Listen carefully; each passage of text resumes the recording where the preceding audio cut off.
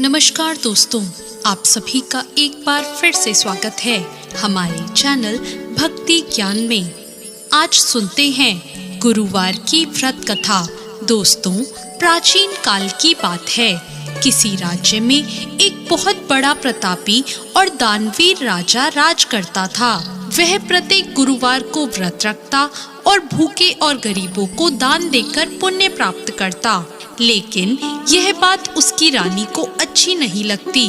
वह ना तो दान देती और ना ही व्रत करती और राजा को भी ऐसा करने से मना करती थी। एक बार राजा शिकार खेलने के लिए वन में चले गए। महल में रानी और दासी थी।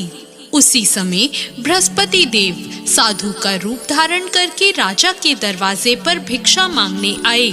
साधु ने जब रानी से भिक्षा मांगी तो रानी ने कहा, हे साधु महाराज, मैं इस दान पुण्य से तंग आ गई हूँ। आप कोई ऐसा उपाय बताएं जिससे कि सारा धन नष्ट हो जाए और मैं आराम से रह सकूं। साधु के रूप में बृहस्पति देव ने कहा, हे देवी, तुम तो बहुत ही विचित्र हो। संतान और धन से कभी कोई दुखी होता है? अगर अधिक धन है तो इसे शुभ कार्यों में लगाओ। कुंवारी कन्याओं का विवाह कराओ, विद्यालय और बाग बगीचों का निर्माण कराओ। ऐसा करने से तुम्हारे दोनों लोक सुधर जाएंगे। परंतु साधु की इन बातों से रानी को खुशी नहीं हुई। उसने कहा, मुझे तो ऐसे धन की आवश्यकता है ही नहीं जिसे मैं दान में दूं और जिसे संभालने में मेरा सारा समय नष्ट हो जाए। तभी साधु ने कहा, यदि तुम्हारी ऐसी ही इच्छा है तो जैसा मैं कहता हूँ तुम वैसा ही करना। गुरुवार के दिन तुम अपने घर को गोबर से लीपना, अपने बालों को पीली मिट्टी से धोना और बाल धोते समय स्नान कर लेना। राजा से कहना कि वो गुरुवार को हजामत बनवाए, भोजन में मांस मदिरा खाए, कपड़ा धोबी के यहाँ धुलने भेजना। इस प्रकार 7 बृहस्पतिवार ऐसा करने से तुम्हारा सारा धन नष्ट हो जाएगा।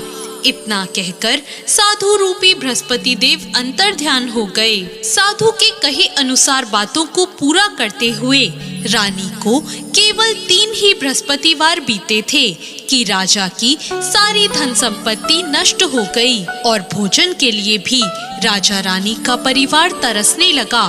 तब एक दिन राजा ने रानी से कहा, हे रानी, तुम यहीं पर रहो, मैं दूसरे देश को जाता हूँ, क्योंकि यहाँ पर सभी लोग मुझे जानते हैं, इसलिए मैं कोई छोटा मोटा काम नहीं कर सकता। ऐसा कहकर राजा परदेश चला गया। वहाँ वह जंगल से लकड़ी काट कर लाता और शहर में बेचता। इस तरह वो अपना जीवन बिताने लगा। इधर राजा के परदेश जाते ही रानी और दासी दुखी रहने लगे। एक बार जब रानी और दासी को 7 दिन तक बिना भोजन के रहना पड़ा तो रानी ने अपनी दासी से कहा, हे दासी, पास के नगर में मेरी बहन रहती है, वह बहुत धनवान है। तू उसके पास जा और कुछ ले आ ताकि थोड़ी बहुत गुजर बसर हो जाए। दासी रानी की बहन के पास चली गई। दोस्तों, उस दिन गुरुवार का दिन था और रानी की बहन उस समय बृहस्पतिवार की व्रत कथा सुन रही थी। दासी ने रानी की बहन को अपनी रानी का संदेश दिया, लेकिन रानी की बड़ी बहन ने उसे कोई उत्तर नहीं दिया। जब दासी को रानी की बहन से कोई उत्तर नहीं मिला तो वो बहुत दुखी हुई और उसे बहुत क्रोध आया। दासी ने वापस आकर रानी को सारी बात बता दी। यह सुनकर रानी ने अपने भाग्य को बहुत कोसा, लेकिन उधर रानी की बहन ने सोचा कि मेरी बहन की दासी आई थी, परंतु मैंने उससे कुछ नहीं बोला और यह जानकर वो बहुत दुखी हुई होगी। रानी की बहन ने कथा सुनी और पूजन समाप्त करके वो अपनी बहन के घर आई और उससे कहा, बहन, मैं बृहस्पतिवार का व्रत कर रही थी, तुम्हारी दासी मेरे घर आई थी, परंतु जब तक कथा होती है तब तक ना तो उठते हैं और ना ही बोलते हैं, इसलिए मैं कुछ नहीं बोली। अब तुम बताओ, दासी यहाँ क्यों आई थी? रानी ने कहा, बहन, मैं तुमसे क्या छुपाऊं? हमारे घर में खाने को अनाज तक नहीं है। ऐसा कहते कहते रानी की आंखें भर आई।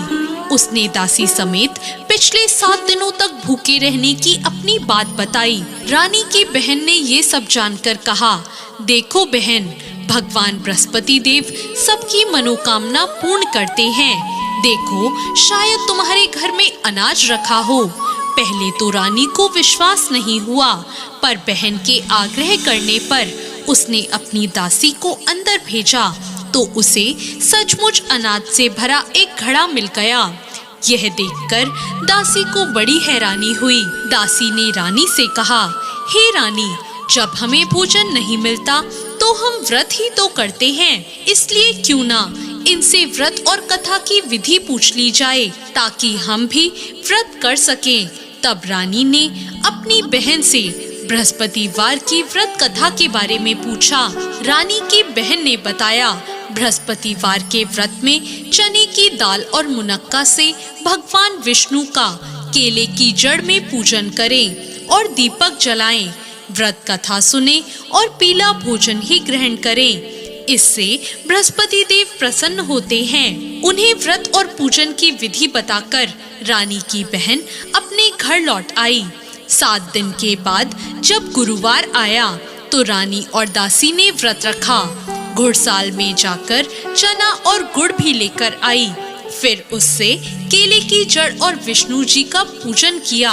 अब पीला भोजन कहाँ से आए, इस बात को लेकर दोनों बहुत दुखी थी, लेकिन उन्होंने व्रत रखा था, इसलिए बृहस्पति देव उनसे प्रसन्न थे। इसलिए वो एक साधारण व्यक्ति का रूप धरकर 2 थालों में सुंदर पीला भोजन दासी को दे गए। भोजन पाकर दासी बहुत प्रसन्न हुई और फिर रानी के साथ मिलकर उसने पीला भोजन ग्रहण किया। उसके बाद वे सभी गुरुवार का व्रत और पूजन करने लगी। बृहस्पति भगवान की कृपा से उनके पास फिर से धन संपत्ति आ गई, परंतु रानी फिर से पहले की तरह आलस करने लगी। तब दासी ने कहा, देखो रानी, तुम पहले भी इस प्रकार आलस से किया करती थी। तुम्हें धन रखने में कष्ट होता था, इस कारण सभी धन नष्ट हो गया, और अब जब भगवान बृहस्पति की कृपा से हमें धन फिर से मिला है तो तुम फिर से आलस से क्यों करती हो। रानी को समझाते हुए दासी ने कहा, बड़ी मुसीबतों के बाद हमने इस धन को पाया है, इसलिए हमें दान पुण्य करना चाहिए, भूखे मनुष्यों को भोजन कराना चाहिए और धन को शुभ कार्यों में खर्च करना चाहिए, जिससे तुम्हारे कुल का यश बढ़ेगा, स्वर्ग की प्राप्ति होगी और तुम्हारे पितृ भी प्रसन्न होंगे। दासी की बात मानकर रानी अपना धन शुभ कार्यों में खर्च करने लगी, जिससे पूरे नगर में उसका यश फैल गया। दोस्तों, ये थी बृहस्पतिवार की व्रत कथा। बृहस्पतिवार व्रत कथा के बाद श्रद्धा के साथ आरती करनी चाहिए, जिसके बाद प्रसाद